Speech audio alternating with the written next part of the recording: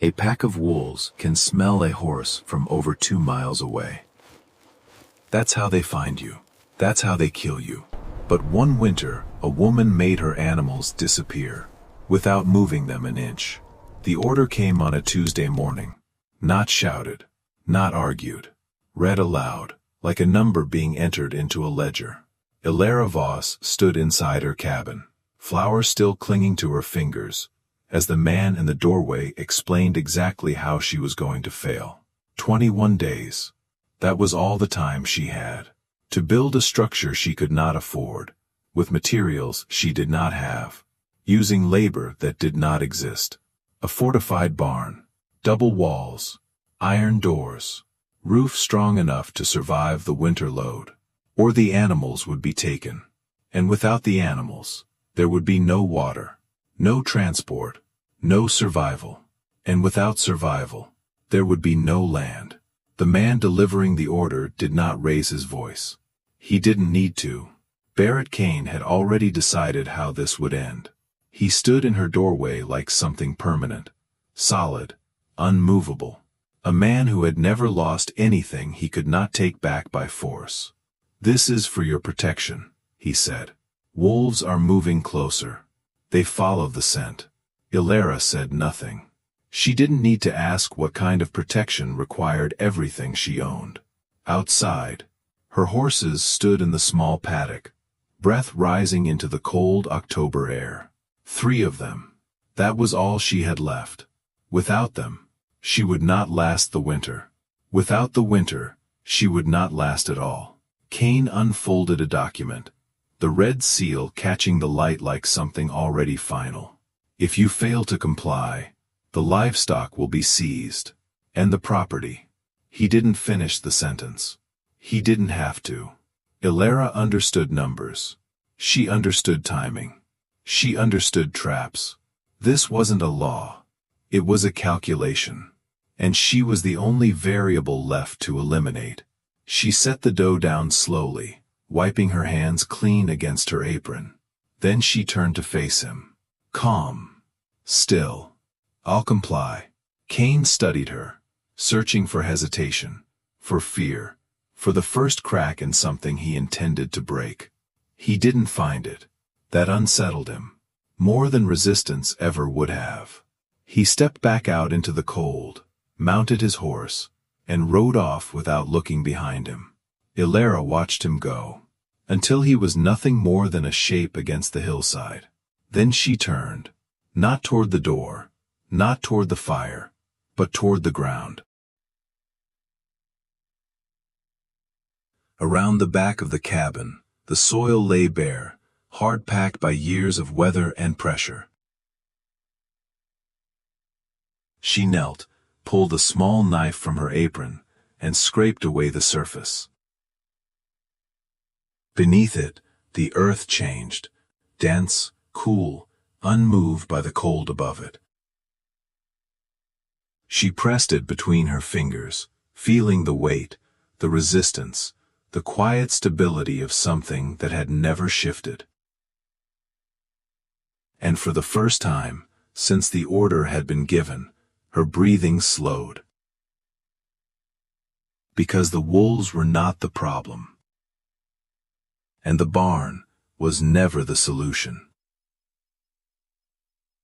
She looked out across the paddock, at the horses standing in the open air, their breath rising, carrying their scent out into the valley. A signal. A trail. An invitation.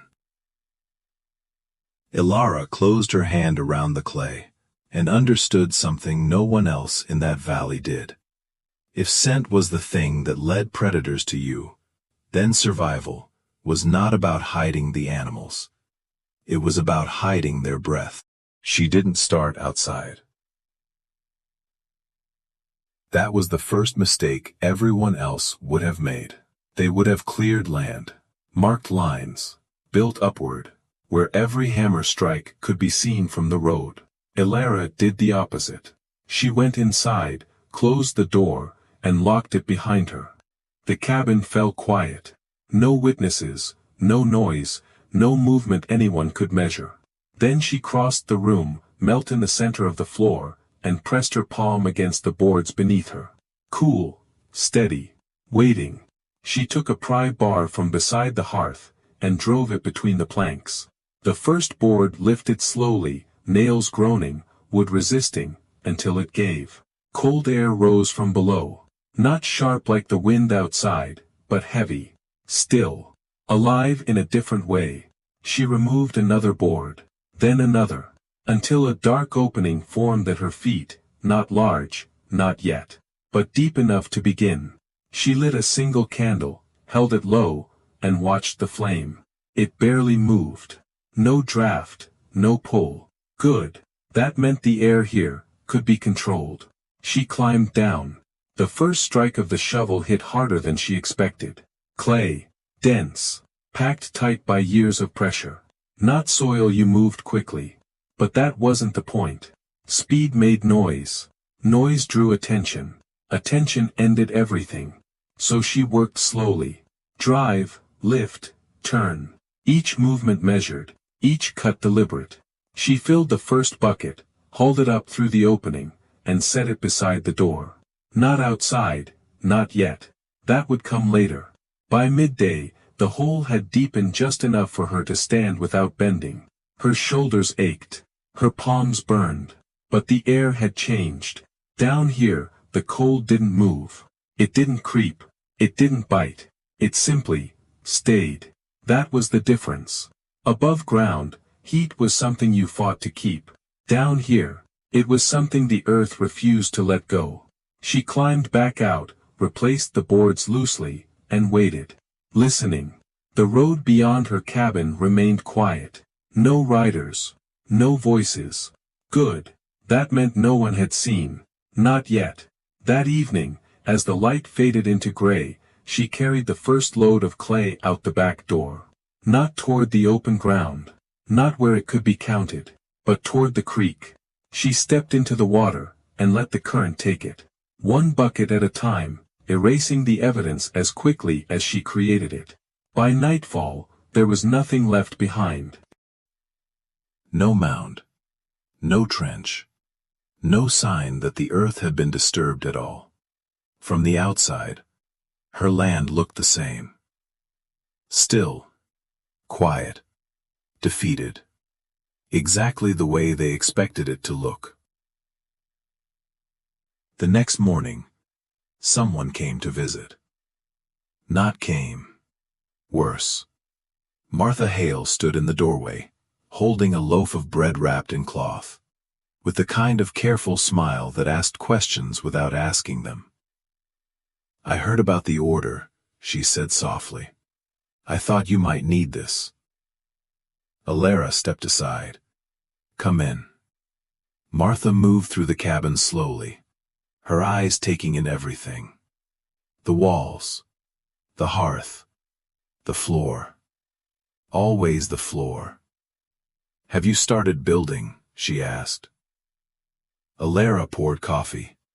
Set the cup down. "I'm considering my options." Martha nodded, as if that answer meant something. "Lumber's expensive this time of year," she said. "Hard to find help too." Alara didn't answer. Because this wasn't concern. It was measurement. Every word a way of weighing how much time she had left. Martha stayed 30 minutes. Then she left, and Alara watched her through the window. She didn't turn toward her own cabin. She turned toward the road that led to Kane's ranch. Alara didn't move. Not until Martha disappeared over the ridge. Then she stepped away from the window, walked to the center of the room, and looked down at the boards beneath her feet. The plan had changed. This wasn't just about hiding from wolves anymore. It was about hiding from people. People who counted, who measured, who watched.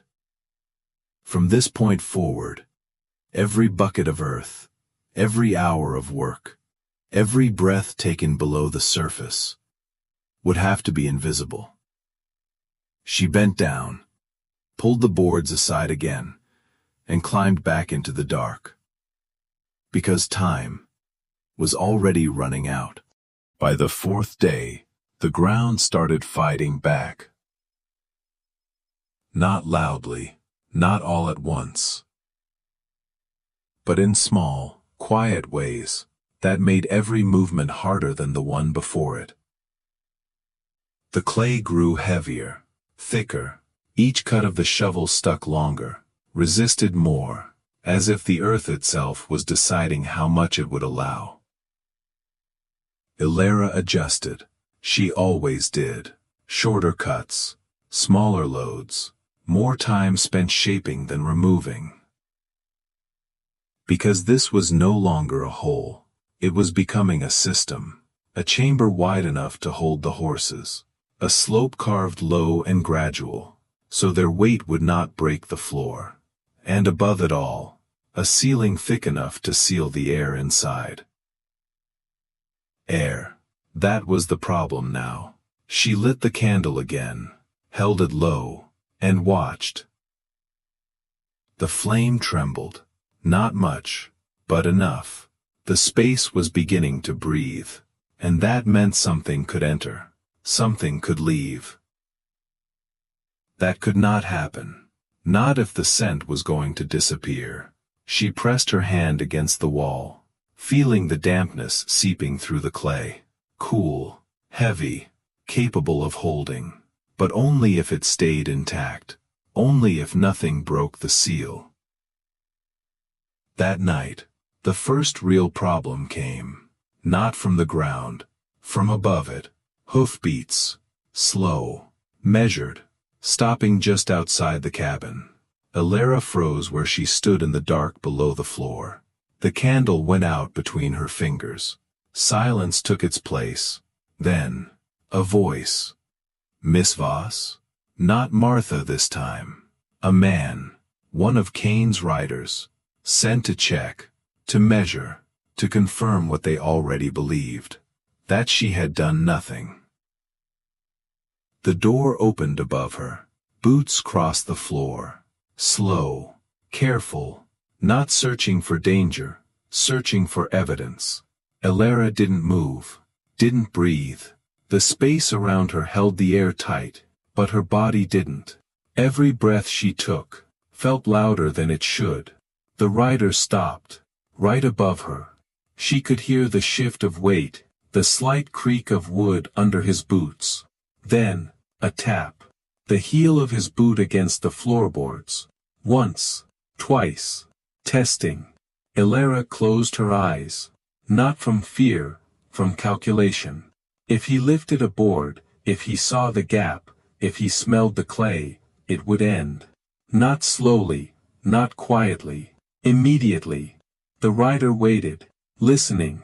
Then he moved. Crossed to the far wall, checked the hearth, the table. Everything that could be seen. And nothing that couldn't. The door opened again. Closed. The hoofbeats returned. Faded. Gone.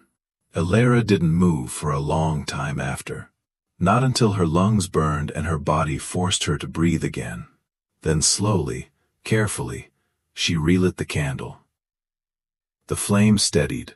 The air held. But something had changed. This was no longer hidden enough. The floorboards, the seams, the faint smell of disturbed earth, all of it was a risk. She climbed back up into the cabin, closed the opening, and stood there, looking at the room as if she had never seen it before. Too clean, too empty. Nothing in it explained what was happening below. And that was exactly what would give her away. She moved to the table, grabbed a handful of loose dirt from beside the hearth, and scattered it across the floor. Not enough to notice at first glance, but enough to change the smell. Then she dragged a chair across it, left faint marks, disturbed the pattern, created noise, confusion, something that suggested failure, not control. If they came again, they needed to see disorder, not precision, not a plan. She stepped back, studied the room, and nodded once. Better. Then she turned, walked to the door, and looked out across the paddock. The horses stood in the open air, their breath rising, carrying their scent out into the valley. Too exposed, too visible, and time was running out. She closed the door, locked it again, and went back to the floor, because the next stage would decide everything. By the 9th day, she stopped digging. Not because the space was finished, not because the work was done, but because she had reached the limit of what one person could build alone, without making a mistake that would bury her alive. The chamber beneath the cabin was wide enough now, deep enough, but it was not safe. The walls held, for now, the ceiling rested, for now, but there was no structure, no reinforcement.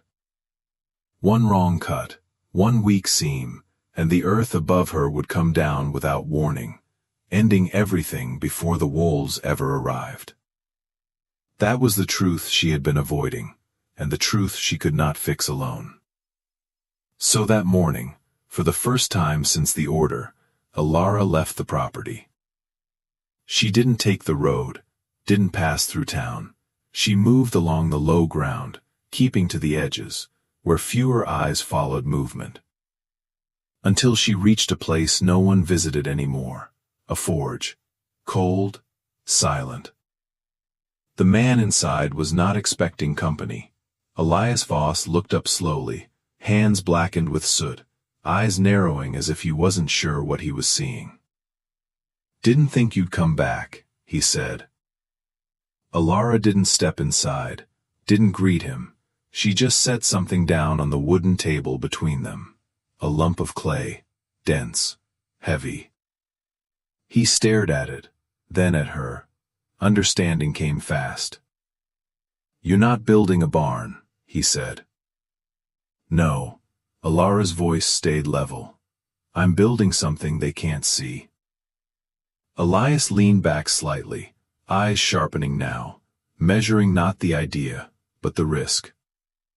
"If it collapses..." "It won't," she said. "Not certainty, decision." That was enough. He stood, wiped his hands, and moved toward the tools lined along the wall. "Then you'll need these," he said. "Iron braces, short supports, a hand auger, nothing large enough to draw attention, but enough to change what the earth would allow." They worked without speaking much. Metal heated, bent, cooled, each piece shaped for a purpose no one else would understand. By dusk, the system existed, not in full, but in pieces, enough to finish what she had started. Alara carried them back the same way she had come. Low ground, shadow, no witnesses. She worked through the night, not digging now, building. The first brace went in along the weakest seam, driven tight into the clay, locked into place with the weight of the earth itself. Then another, and another. Another. Until the chamber no longer felt like something hollow, but something held. Something that could endure pressure. The air came next. Not open, never open, but guided. She bored a narrow channel up through the clay, angled, hidden, small enough that no scent could travel through it with force. But enough to keep the space alive. It was a balance. Too much air, the scent escaped; too little, everything inside suffocated. She tested it with the candle, again, and again. Adjusting the angle, sealing the edges, until the flame held steady, not dead, not pulling, contained. By morning, the structure was complete. Not perfect, but functional, strong enough to hold, sealed enough to hide. Ready.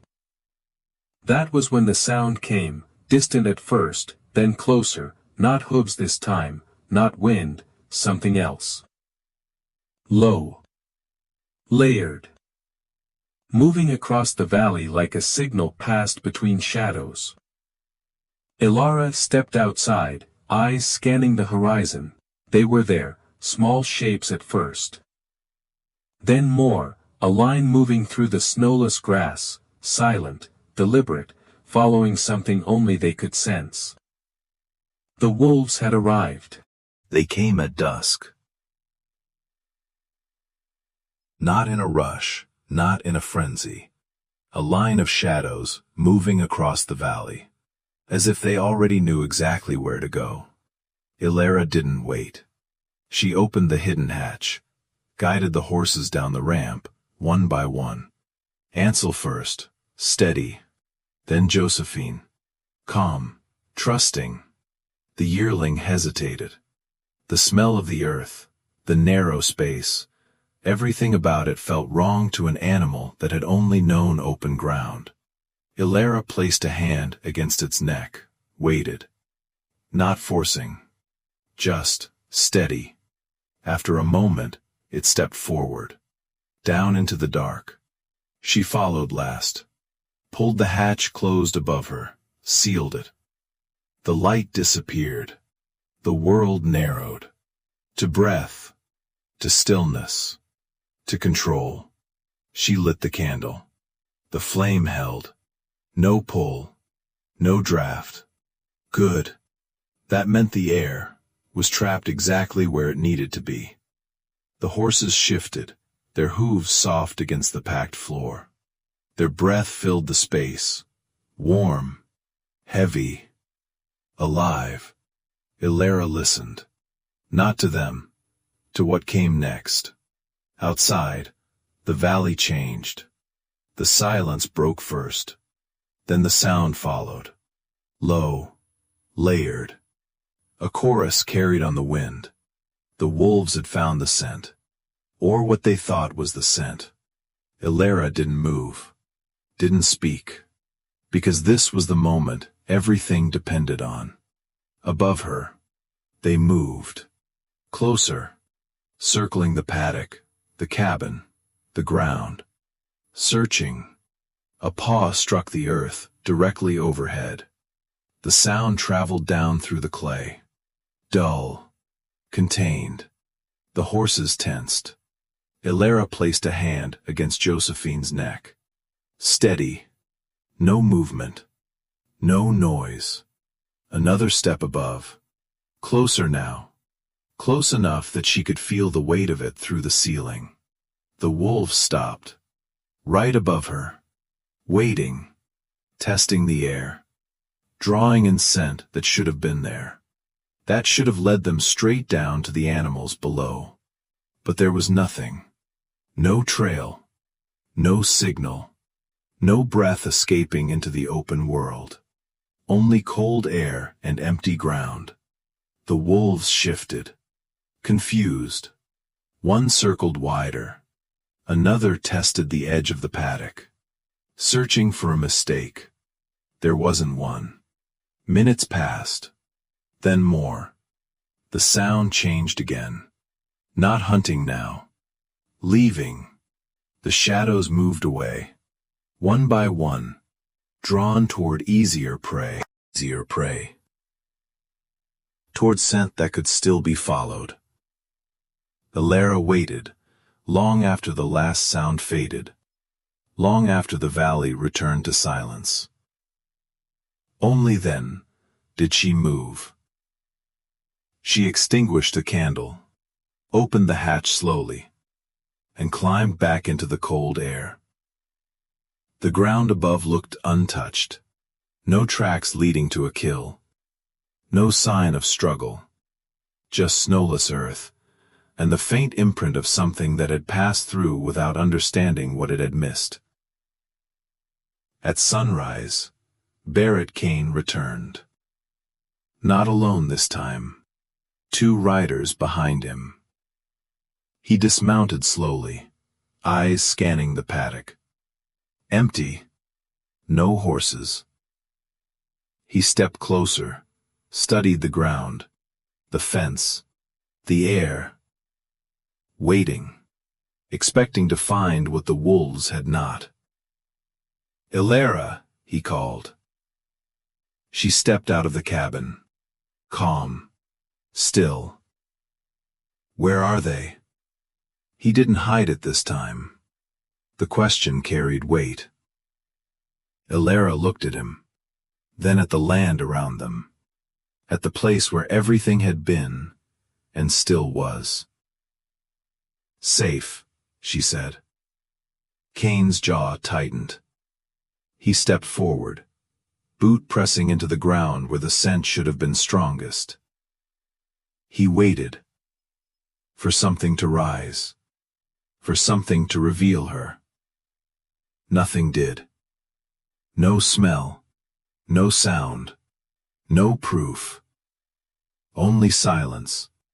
The kind of silence that does not exist when animals are near. And yet, they were. Directly beneath him. Breathing. Alive. Completely hidden. Kane stepped back. For the first time, uncertain. Because this was not something he could measure. Not something he could take. Ilara watched him go, just as she had before. But this time, something had changed. He rode away, with nothing. And she remained, standing above a secret the entire valley had failed to understand. That survival was not about fighting the land, or building higher walls, or stronger doors. It was about knowing how the world actually worked, and stepping quietly outside of it. Beneath her feet, the horses shifted, their breath contained in the dark.